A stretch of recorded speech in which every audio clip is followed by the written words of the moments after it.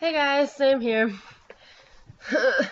So, after spending a solid hour trying to get a new microphone to work for my videos, I finally gave up and resorted to my original methods, which is sitting here talking to you guys with my webcam. I don't look like I have hair like this. Anyways, I'm back today with another Cosplays 101 video. This week, I am going to It's been so long since I did a Cosplays 101 video. So long. And I am so sorry, guys. School's been so busy, and I've been trying to be prepped for OhioCon, which was in January, and then trying to get videos edited before I got back off spring break. And I really just never sat down to start another one of these videos. So I'm glad to be back with you guys and to share another topic, which I love, that I'm going to cover a little more in depth this time, which is budgeting and pricing for cosplays, as well as cheaper solutions. Now, like I said, I'm by no means an expert. I actually started cosplaying only maybe 2 years ago, and I've only done 3 or 4 cosplays since then. So definitely not an expert, but I want to share some tips and tricks that have helped me, and that hopefully will help you. Now, disclaimer, I did not usually I write up a checklist of topics to talk on when I do these videos, and this week I just jumped in and got started because I had a little bit of free time at home while it was quiet and nobody was back from school or work yet. So if I say a lot or seem a little cluttered, that's why. So let's dive right in. Fair warning to those that want to do big projects like armored pieces or ones that involve a lot of shaping, so like paper mache or things to change like the shape of bodies and shoes and things. Those projects are a lot bigger than what I'm discussing here, so the pricing in that's going to be a lot different. However, you might still be able to use some of these tips in order to save money here and there, just with discounts and things. Alright, so the first thing I want to talk about is going to be coupons and discounts at stores. So some of my favorite places to shop for fabrics and that are Joann ETC, Hobby Lobby, and Walmart. I know Walmart seems odd. They don't have a huge selection of fabrics, but every once in a while they get something in that was just exactly what I wanted, and a lot of times Walmart's the cheapest place. So if it's not for a whole cosplay, I'll go there for ribbons and things because it's a little bit cheaper. Another thing to know with stores like this, keep an eye on their discounts or consider subscribing to their email lists. I know through Joann ETC, I get emails regularly with discounts listed, so I can get as much as 20-30% off of stuff, even if it's not already on sale, which has helped me out a lot. Plus, I think ahead with my cosplays. If I know that I need a piece for my cosplay and it's going out of season now, for example, spring clothes, so like a flowy shirt, I go ahead and shop for it at the end of that season because it's going to be on sale and I'm more likely to get discounts. But keep in mind though, that takes a lot of planning ahead because there are plenty of times where I'm like, this is perfect, I want to do this cosplay, I know where I can find this shirt, and it's the middle of spring and the con's next month. So at those times, you're not going to wait until the end. What else? Hobby Lobby, if you live at a place with a Hobby Lobby, does the 40% off coupons when you have their app, and that's 40% off of any item in the store, but I believe it excludes stuff that's already on sale. So take advantage of that. 40% off is quite a bit, and it can make a difference in the project in the long run. You can also use that 40% off one per person. So bring your friends and family and have them each use it. Another thing I do with cosplays is I hunt through thrift stores. Sometimes at thrift stores they have old skirts or shirts or quilts or blankets and things like that that you can cut apart and use for what you need. It might not be exactly what you need right then, and I've never done any dyeing of fabrics, but I have broken down some pieces of clothing before in order to make what I needed otherwise, and a lot of times it's way cheaper than buying the fabric separately, especially if, say, you just need sleeves that sit here You might as well buy a cheap shirt for $1 or $2 and cut the sleeves off, stitch an elastic, and then they'll fit how you'd like, as opposed to going and buying separate fabric and making the entire piece from scratch. This doesn't always work because sometimes they don't have the fabric you're looking for, but it never hurts to check it out and go back to using that creative cosplay instinct you have. Look in thrift stores for odd things for props too. Sometimes they have pieces that you can fit together that you never would have considered would work before. Let's see, what else have I done to save money?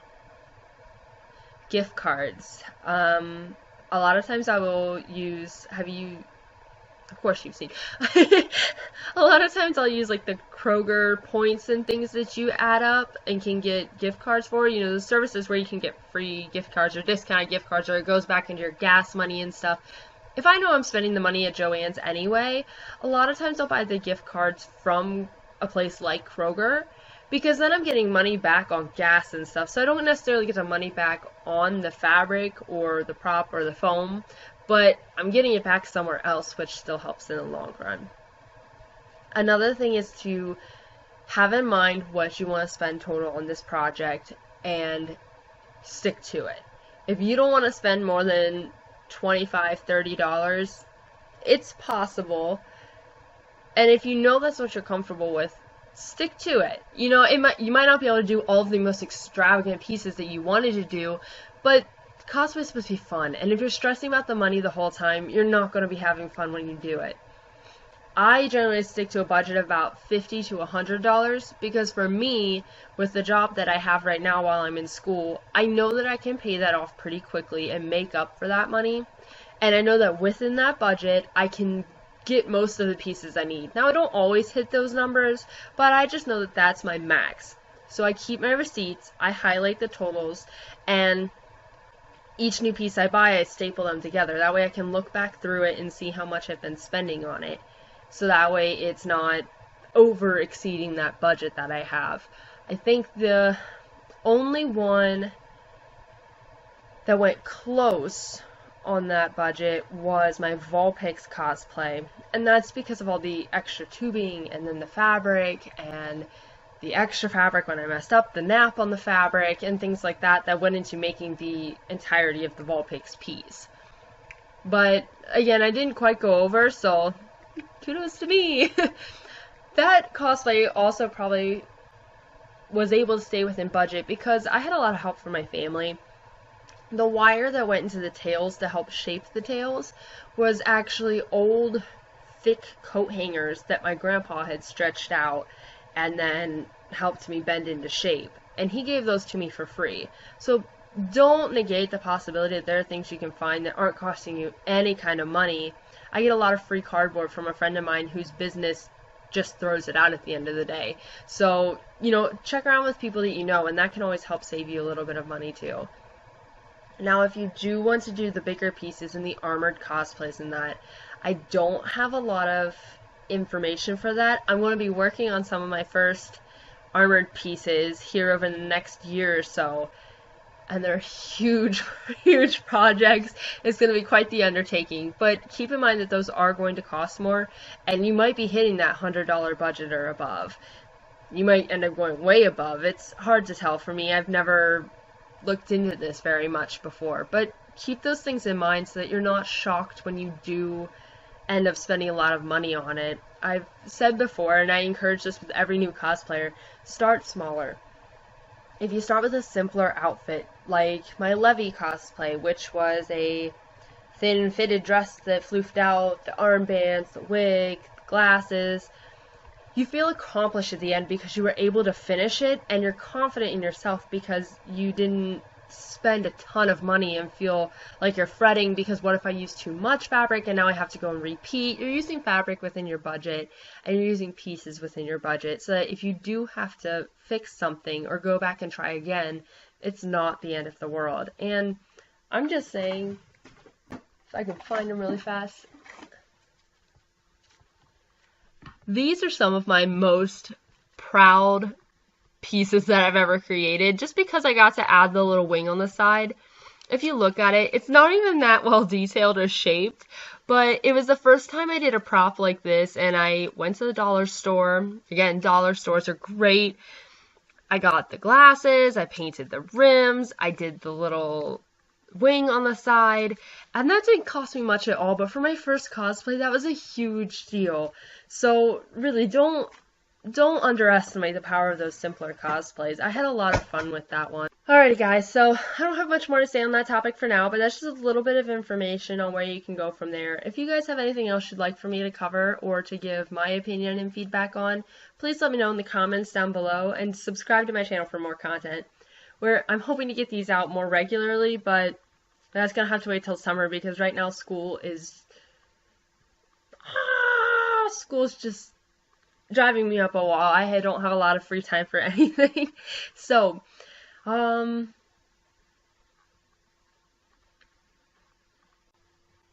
last thing, I forgot. I am also trying to get my Vulpix wig video up as quickly as possible, but since I had to go back through and re-edit all of the footage that I'd had before because of how pixelated it is taking a lot longer than I expected, but I am planning to get that up to you guys as soon as possible. There's a lot of stuff I've learned in the meantime that I will probably go back through and fix on my wig just to solidify it a little more and make it a little more stable. But this will at least give you guys some information going in so that you have a place to kind of think and start. It's definitely by no means an expert's opinion or advice, but it's just some ideas to help get you started in your adventures in cosplay. So I think that's it for this video. Bye guys!